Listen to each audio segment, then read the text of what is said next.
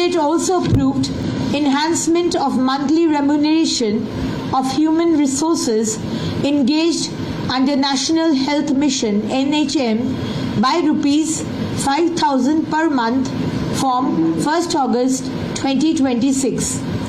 মন্ত্রিসভা 2026 সালের 1 অগস্ট থেকে জাতীয় স্বাস্থ্য মিশনের মানে NHM অধীনে কর্মরত মানব সম্পদের মানে কর্মীদের মাসিক পারিশ্রমিক প্রতি মাসে 5,000 টাকা বৃদ্ধির অনুমোদন দিয়েছে।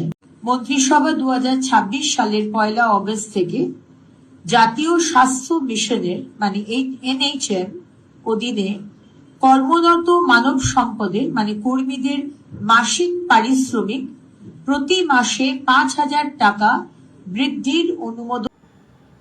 আজকের এই ভিডিও থেকে এটা ক্লিয়ার, প্রত্যেক NHM কর্মী যারা রয়েছেন প্রত্যেকেই 5,000 টাকা করে বাড়বে। সেটা কোন পোস্ট রয়েছেন সেই পোস্ট হিসেবে ভ্যারি করবে না। CHA, CHO, অ্যাকাউন্ট্যান্ট, সুপারভাইজার যারা যারা রয়েছেন NHM এর আন্ডারে প্রত্যেকেই 5,000 টাকা করে বাড়বে। যার যেমন স্যালারি রয়েছে অর্থাৎ যে স্যালারি উইথড্র করা হয় তার সাথে 5,000 টাকা অ্যাড হবে।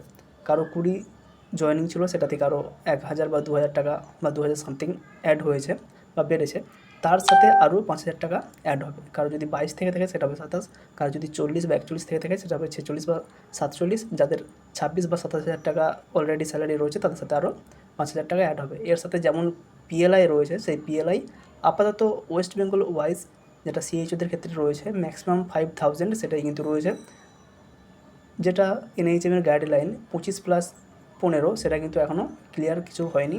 আপাতত যার যেমন স্যালারি রয়েছে তার সাথে 5,000 টাকা অ্যাড হলো।